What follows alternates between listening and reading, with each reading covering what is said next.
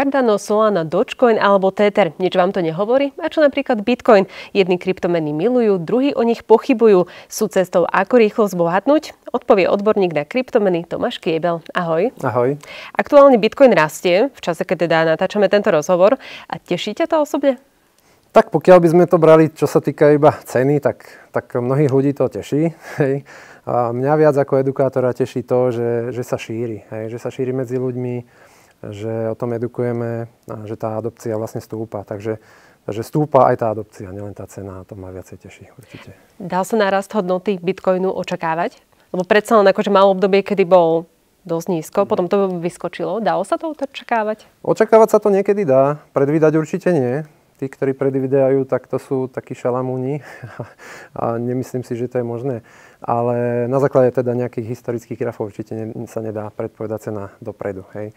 Ale predpokladať sa to dá, pokiaľ niekto sleduje túto scénu, tak vlastne vie, že napríklad je blízko pri schválení bitcoinové ETF, čo by zapričinilo možno nárast nejakých investícií do bitcoinu a tým aj cenu samozrejme.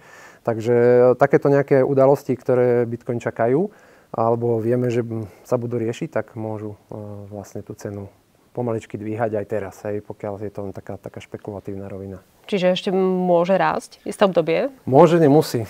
To je ťažko povedať.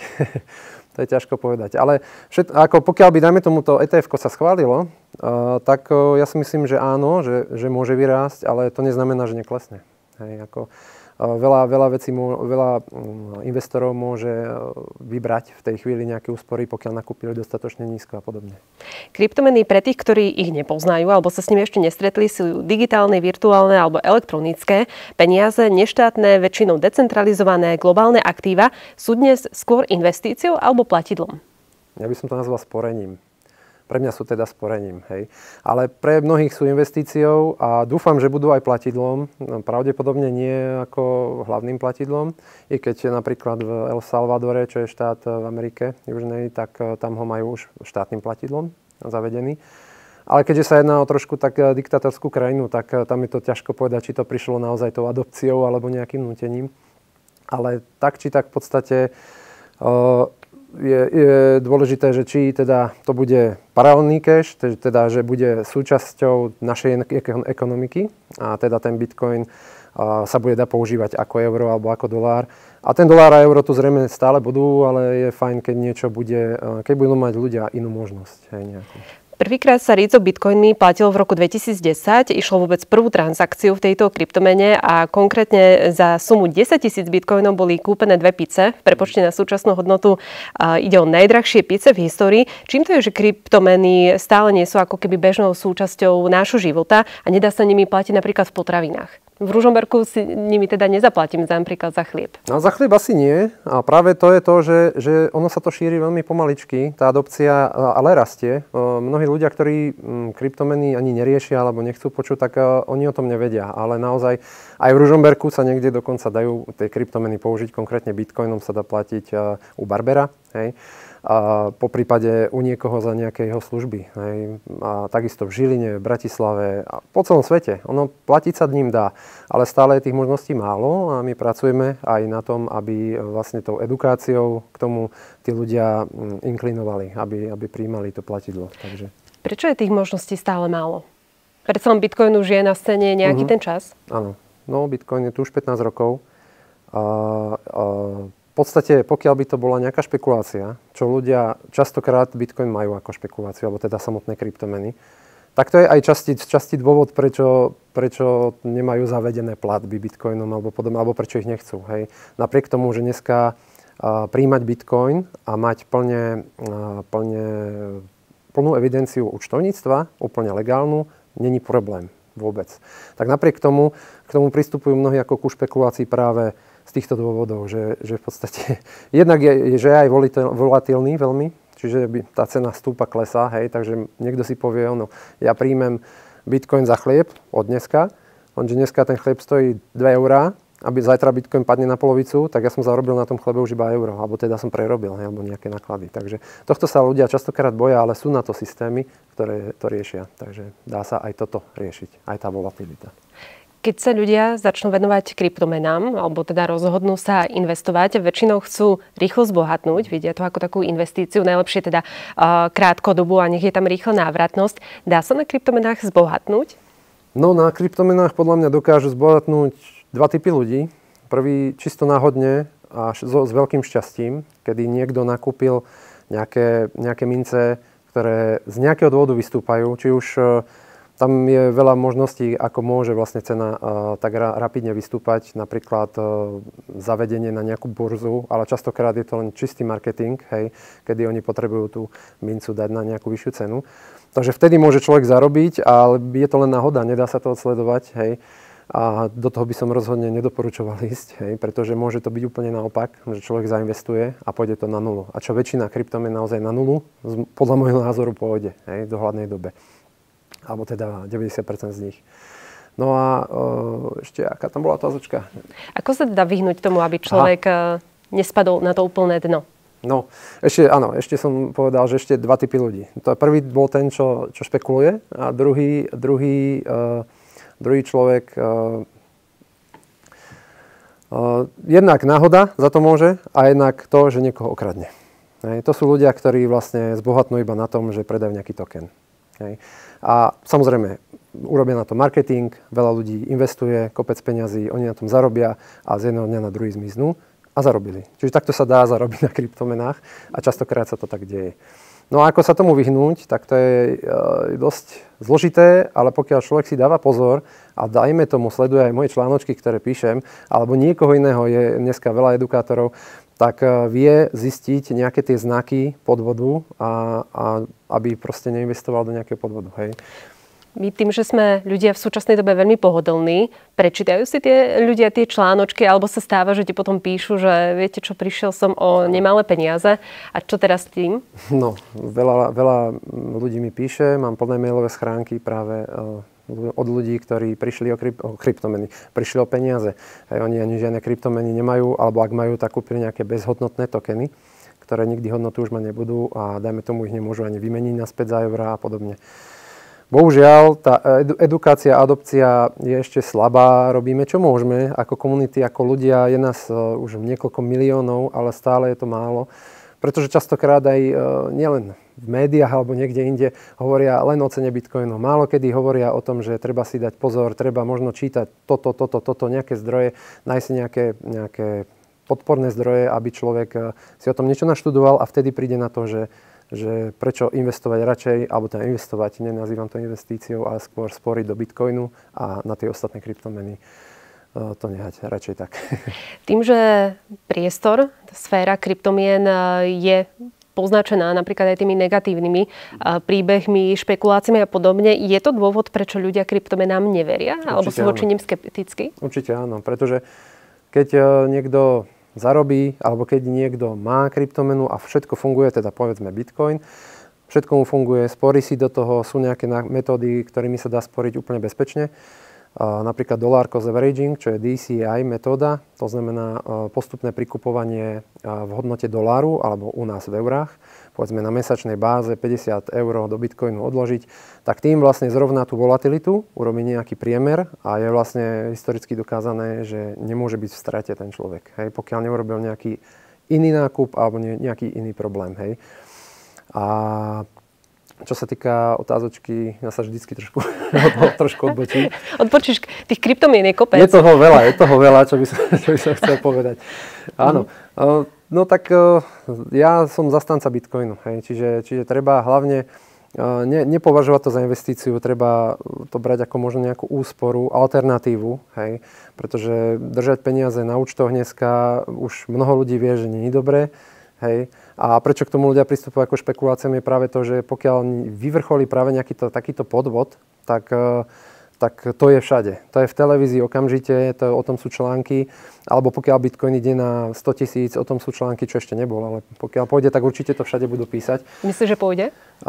Raz určite, ale otázka je, že či to tých 100 000 dolárov budú, alebo teda eur bude mať hodnotu vtedy takú, akú teraz.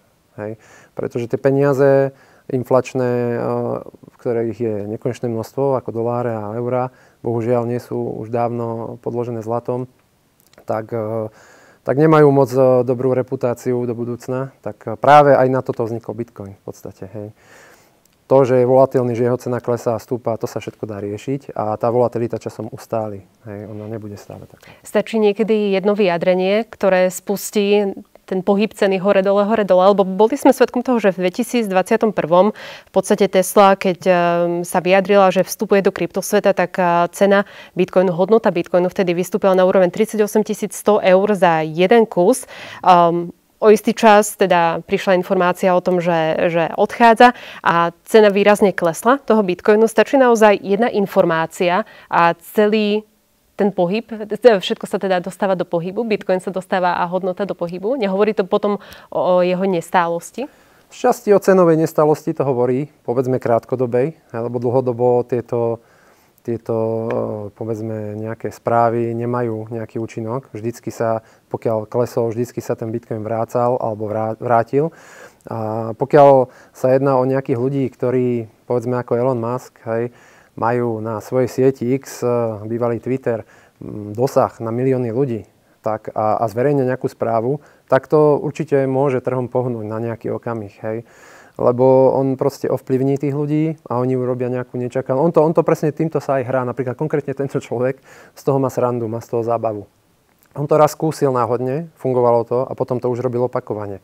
Lenže po niekoľkom opakovaní už mu to napríklad nefunguje, lebo tí ľudia už zase nie sú až takí hlúpi snať, že by proste razom predávali alebo razom nakupovali. Hej. Napríklad bol tam post od neho jedného času, že príjmame Dogecoiny za Teslu, alebo teda chystáme sa, alebo niečo také. Alebo dal len logo svojho nejakého účtu, toho psa Shibu z Dogecoinu. Hej.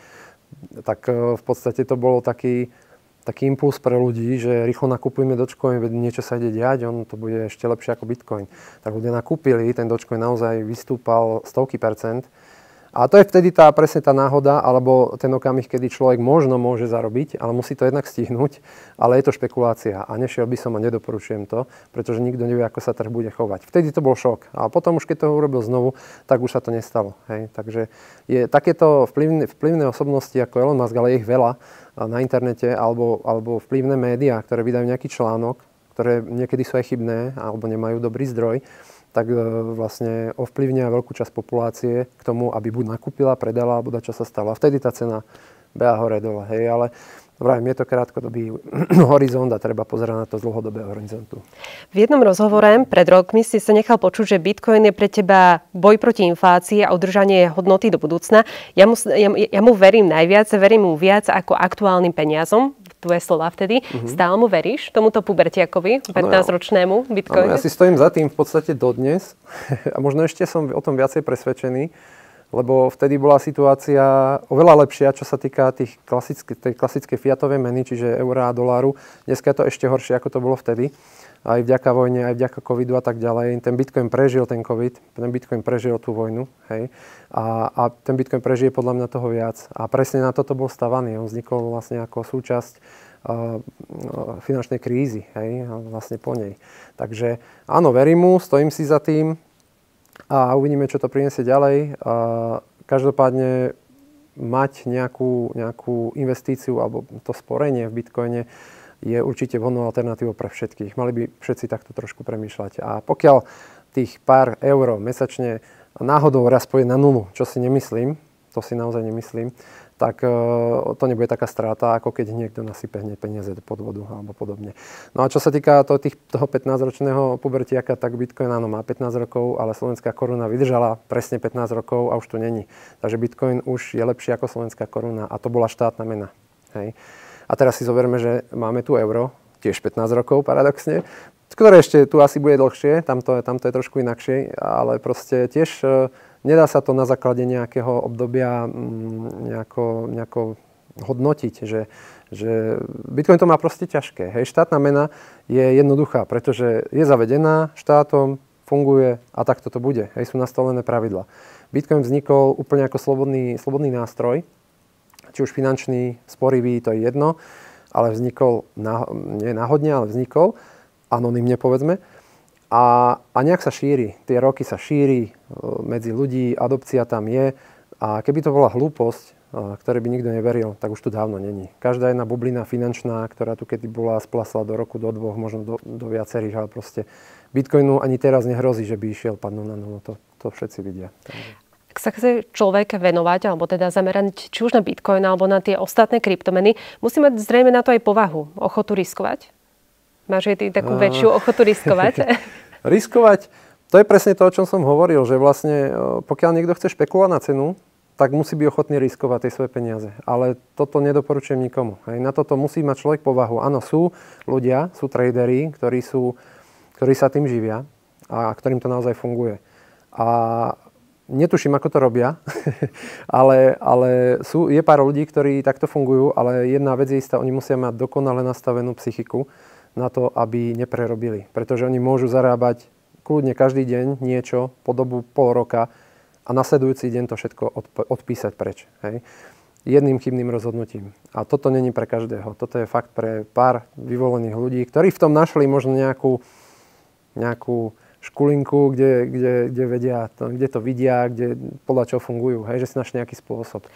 Nemyslím si, ale že im to bude dlhodobo fungovať. To je môj názor. Je dobre byť troška niekedy aj paranoidný. Peter Mára v jednom rozhovore priznal, že tým, že sa pohybuje v tomto kryptosvete, tak má v sebe paranoju, že keď niečo vyzerá veľmi dobre, tak vie, že je to blbosť. Je dobre mať v sebe troška paranoju, keď teda je človek v tom kryptosvete? Tak paranoju určite, paranoja je na mieste, ale tak pokiaľ si to človek overí, tie informácie všetky, čo má, pokiaľ si to vie overiť, alebo verí nejakým ľuďom, ktorí to overiť vedia, tak je to niečo iné ako nejaké iné bubliny, ktoré splásli. Hej.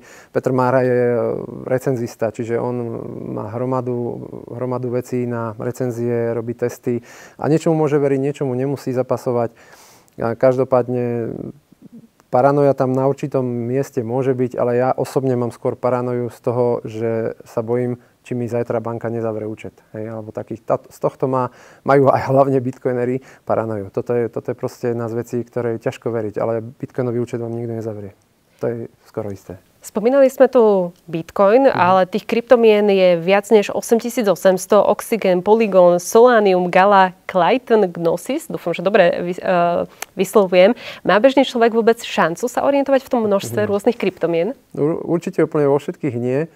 Takíto nadšenci, ja som ako z prvotí, keď som začínal s kryptomenami, sa zaujímalo všetky možné. Hej. Tiež sa nedalo o všetky, ale aspoň z nejakého top rebríčka, top 10, top 20 alebo top 100 som si povyberal niečo a počítal som si o nich. A ono človek postupne dojde do takej fáze, že postupne vylučuje, toto je blbosť, títo sa nikam za 3 roky nepohli, títo okradli ľudí o peniaze, a týmto kryptomena sa dala vypnúť, a také už bolo. Takže postupne takto človek vyhádže všetko preč a ostane mu Bitcoin. Učil si sa niekedy aj na vlastných chybách? Určite áno. Určite. Málo kto, podľa mňa, existuje taký v kryptomenách, kto by sa nepopálil. Hej, lebo človek je tvor špekulatívny, zvedavý, tak skúša. Tak podľa mňa, ak niekto tvrdí, že sa nepopálil, bude jedna svetlá výnimka, jedna z mála, alebo proste klame. Ale rozhodne treba možno mať nejakú drahšiu školu, pretože ak človek príde, dajme tomu o peniaze, tak potom už buď nastanú dve veci. Buď sa na to úplne vykašle a už nechce Bitcoin, ani kryptomeny, ani vidieť, alebo si o tom začne niečo študovať a zistí, že je v podstate tá možnosť tá lepšia len jedna. Hej. A práve to je to, že častokrát, keď mi niekto píše, že som stratil peniaze a špekuloval som a ja už to nechcem ani vidieť, tak sa na chvíľku odmlčí a za pol roka alebo za pár mesiacov mi napíše, že počuj, ja nenájdem nejaké tie edukatívne materiály, že by som sa chcel niečo o tom dozvedieť, lebo vidím, že tie moje, čo som špekuloval, už sú dávno na nule alebo blízko nule a Bitcoin tu stále je. Hej, takže no a vtedy, to je tá lepšia možnosť, to je tá lepšia varianta. Keď hovoríš o edukatívnych materiáloch, ty si pred rokmi vytvoril Sero, alebo teda tvoja dcerka vytvorila maľovánky. Je potrebné vzdelávať naozaj o kryptomenách už deti? Alebo to bolo venované skôr rodičom, že popri deťoch, aby sa naučili? A tak ono to bolo také spontánne, vlastne moja dcera je umelec, ona krásne maluje, takže a ja zase som chcel trošku viac zase dostať ten Bitcoin viac do sveta. A všimol som si to na jednej konkrétnej udalosti. Bol som na konferencii v Ostrave, na Chaincampe, čo sú také jedny z najväčších konferencií kryptomien. A tam bolo množstvo detí. Hej. Rodičia sa tam proste zobrali na tú konferenciu detí. Oni sa tam hrali s bežnými vecami, ale vlastne vôbec nechápali, prečo tam sú a tí rodičia, prečo tam sú. Ale bolo im to svojím spôsobom asi jedno. Ale tie úplne maličké deti si do tých malovaniek len asi malujú. Samozrejme, to je účel hlavný.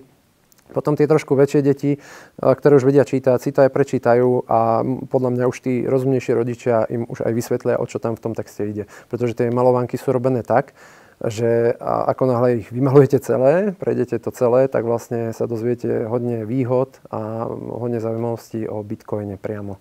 Hej. Sú kryptomeny podľa teba našou budúcnosťou? Budeme niekedy platiť iba nimi? Tak napríklad v El Salvadore už musia platiť iba nimi. Ale rozdiely musia a chcú. Ja si myslím, že nenahradia úplne peniaze. To neviem, čo by sa muselo stať, aby sa toto udialo, ale budú fungovať alternatívne, paralelne popri našej ekonomike a budú našou súčasťou. A to už si uvedomuje aj Brusel, Európska únia, všetci, pretože už vznikajú aj tie ETF-ka, hej, ktoré niekto musí schváliť a to sú úrady, ktoré naozaj si dajú pozor na to, čo schváľujú. Takže ak to ETF-ko bitcoinové vznikne napríklad, tak nie je to zrovna ideálna možnosť na jeho nákupu, ale je to zase súčasť ďalšej tej adopcie a toho, že tie štáty povedali OK, tak máme tu bitcoin, musíme to nejako riešiť, lebo proste bude tu, hej. Pretože boli nejaké fázy v tých počiatkoch, že ignorácia takzvaná, sú tu nejaké kryptomeny, to do pár rokov nebude. Potom prišiel taký strach, že ľudia proste to používali čoraz viac, tak už sa nad tým začali zamýšľať, povedali, zakážeme to. Hej, takže zregulujeme to, zakážeme. To sa im nepodarilo, lebo sa to nedá. Zregulovať sa to dá, samozrejme nejakým spôsobom. O to sa aj snažia. No a potom prišla tá ďalšia posledná fáza, že ideme s tým začať robiť, že proste sú tu, nezmiznú a skúsme to nejako uhrať. Hej. Takže uvidíme, čo to prinesie do budúcna. Povedal Tomáš Kýbel. Ďakujem ti krásne za rozhovor. Ďakujem, všetko dobré. Ďakujem ti krásne.